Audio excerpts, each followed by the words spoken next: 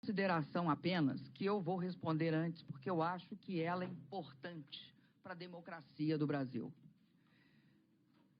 O processo de ditadura militar no país, que começa em 64 e se aprofunda em 68 e atinge o seu auge em 70, quando se tortura e se mata indiscriminadamente no Brasil, ele é completamente diferente do processo de transição democrática.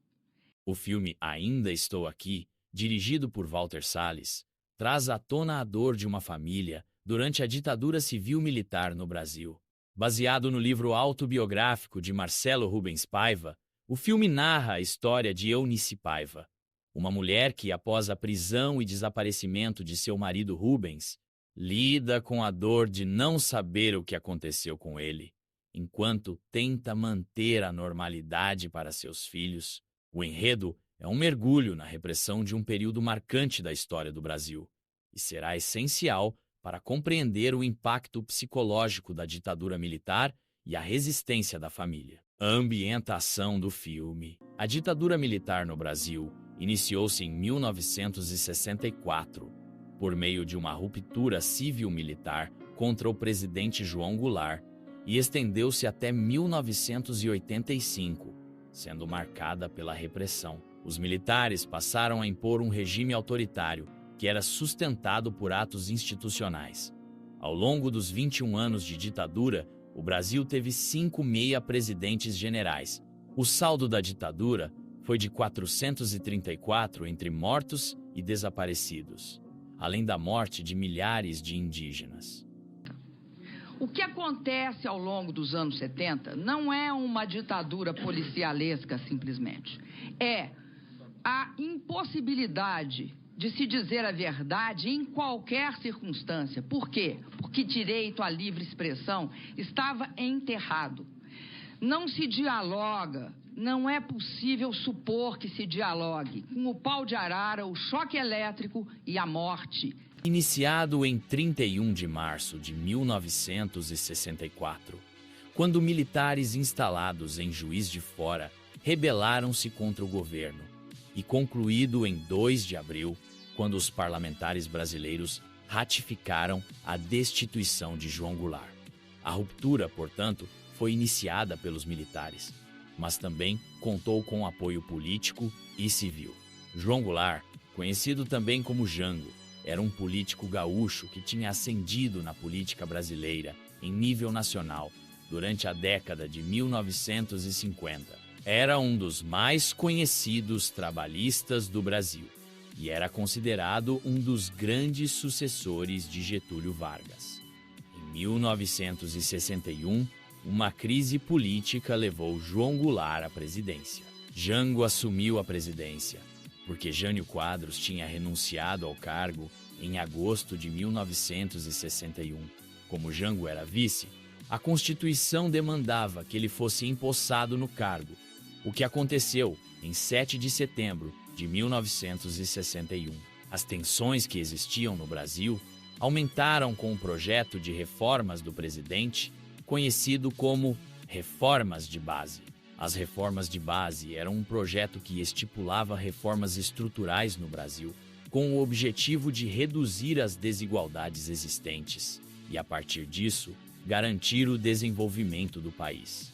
Geraram muita insatisfação, sobretudo a reforma agrária, projeto que garantia acesso à terra aos despossuídos e prejudicava interesses de grandes proprietários de terra. Além disso, a relação política de Jango com os trabalhadores e os sindicatos era vista pela classe média e alta do Brasil como indício de comunismo. Essa mesma interpretação era feita pelo governo americano em relação a Jango, principalmente, porque aquela época era o auge da Guerra Fria, e os Estados Unidos haviam acabado de passar pela histeria macartista. Tudo isso aproximou militares, elites econômicas do Brasil e o governo americano. O resultado disso foi o nascimento de uma conspiração contra o presidente.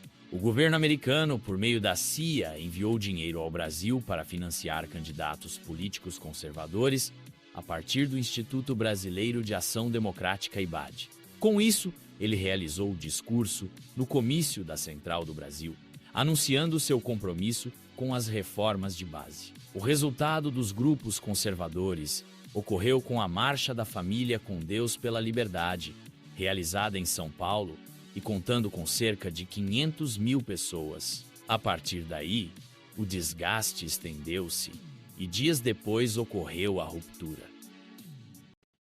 No filme Ainda Estou Aqui, a história se concentra principalmente em Eunice Paiva, que enfrenta a dor e o desespero causados pela prisão e desaparecimento de seu marido, Rubens Paiva, durante o regime militar.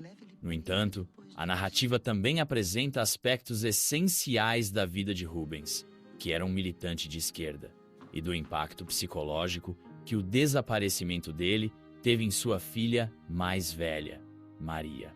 Eunice Paiva, o retrato da dor e da esperança, a personagem de Eunice, interpretada por Fernanda Torres, é central para o desenvolvimento emocional do filme. A narrativa a segue em sua busca incessante por justiça, tentando lidar com a ausência de Rubens, sem jamais ter um corpo ou uma explicação clara sobre o seu desaparecimento. A dor de Eunice é acentuada pela responsabilidade de manter a normalidade para seus filhos, enquanto ela própria está dilacerada pela incerteza. Sua luta por respostas é uma representação do sofrimento de muitas famílias durante a ditadura militar, que nunca tiveram a chance de saber o que aconteceu com seus entes queridos. Além disso, o filme traz trechos impactantes das torturas ocorridas durante o período. As torturas.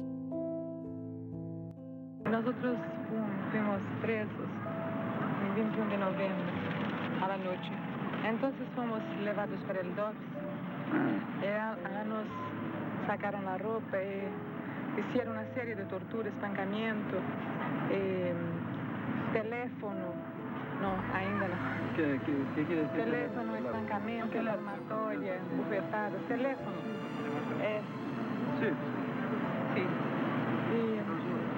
A mim me hicieron torturas sexuales. ¿De qué tipo? ¿Puedes describirla? Porque... No, me sacaron la ropa y empezaron a hacer simulaciones de actos sexuales. Llamaron todos los funcionarios del DOP. ¿Cuál es el DOP? Me dejaron en pie cerca de 3 horas. Departamento de Orden Político y Social. Sí. Es una de las secciones de la policía. Después, ellos fueron espancados en mi frente otra vez y yo también. Después de esto, fui sometida a choques eléctricos y me dejaron en el piso con baldes de agua consecutivos sobre el cuerpo. Yo quedé lá más de 2 meses, entonces yo veía todo día torturas. Muchas compañeras fueron torturadas con choques en los senios, en la vagina, internamente. Por que não? A filha mais velha, Maria Paiva. Maria Paiva, a filha mais velha de Rubens e Eunice, é outra figura crucial no enredo. Embora o filme foque principalmente no sofrimento de Eunice, a personagem de Maria também sofre enormemente com a ausência do pai. A jovem lida com a dor da perda, enquanto tenta entender, mesmo em sua juventude, as razões e as circunstâncias por trás da prisão de seu pai. A relação entre mãe e filha é profunda, com Eunice tentando proteger a filha da crueldade da realidade, mas sem conseguir esconder a dor e a raiva que sente pelo desaparecimento de Rubens. A personagem de Maria também nos permite perceber como a ditadura militar não apenas destruiu vidas de adultos, mas afetou profundamente as crianças, que, sem compreender totalmente a situação política do país, eram forçadas a viver em um ambiente de constante medo e incerteza. Rubens Paiva.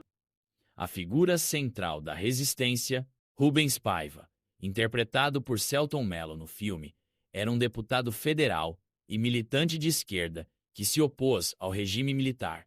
Sua prisão e subsequente desaparecimento se tornaram símbolos da brutalidade e repressão do período.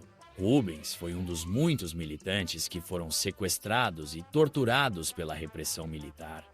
Mas seu caso é um dos mais emblemáticos, não apenas pelo seu envolvimento político, mas também pela dor e luta de sua família para descobrir o que aconteceu com ele. O filme revela que Rubens Paiva foi preso e nunca mais foi visto. Sua ausência deixou uma marca profunda em sua família, principalmente em sua esposa Eunice, que mesmo sem saber o destino dele, manteve a esperança de que ele ainda estivesse vivo enquanto buscava respostas nos corredores da ditadura militar. O personagem também mostra em partes como era a realidade de um militante que lutava nessa época, mas também existiram outras figuras importantes durante esse período, conhecidos como guerrilheiros. A resistência e a luta dos guerrilheiros, enquanto o filme foca na dor da família Paiva, é importante também entender o lado da resistência durante a ditadura militar. O contexto da luta armada é crucial para entender a complexidade do período, e o filme de Salles, embora não foque nos guerrilheiros, nos leva a refletir sobre o impacto de suas ações. Mais estudantil, o movimento social de tomada do poder, é isso que nós queríamos, e transformação daquilo no socialismo, e que nós não éramos exatamente contra a ditadura, nós éramos contra a ditadura militar, burguesa, mas nós éramos a favor da ditadura do proletariado. Isso ninguém diz, mas tem que dizer, faz parte da nossa história.